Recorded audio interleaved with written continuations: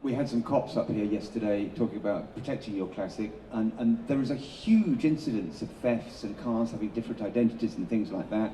So we don't want these unscrupulous people to destroy what is at the moment the most buoyant market that classic cars really have ever had since I can remember. And it's all kind of quite fragile. And things like this will bring integrity and robustness and solidity to histories and provenance.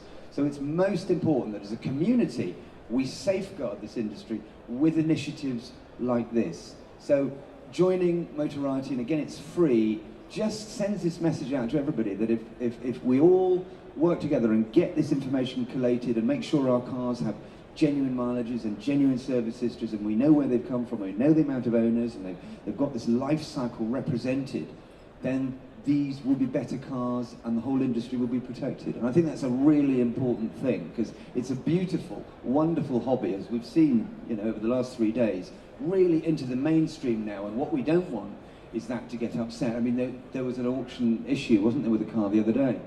Indeed there was, at Bonhams in London, you know, one of the most prestigious auction houses in the world, sold an £11 million Ferrari, and the buyer of the car has subsequently had difficulties taking it back to the United States, and somebody sprung out the woodwork claiming to own it, and it wasn't the person that sold it through Bonhams. So yeah, there's a real example of the threat that we're under with uncertain history. And if you're thinking about, you know, an £11 million Ferrari, the gain in being fraudulent and misrepresenting that car could be £5 million.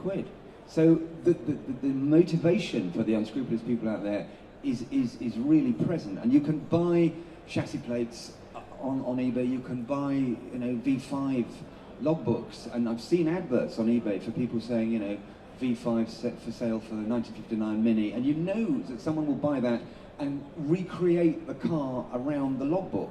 And we want all this to stop and make it more bulletproof.